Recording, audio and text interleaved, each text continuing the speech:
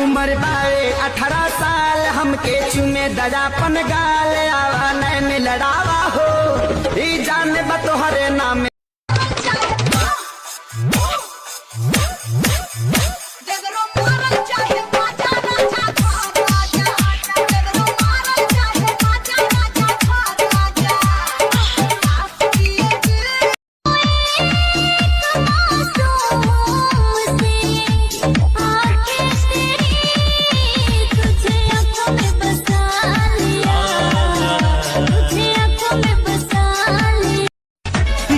रात भर मचा मचा किया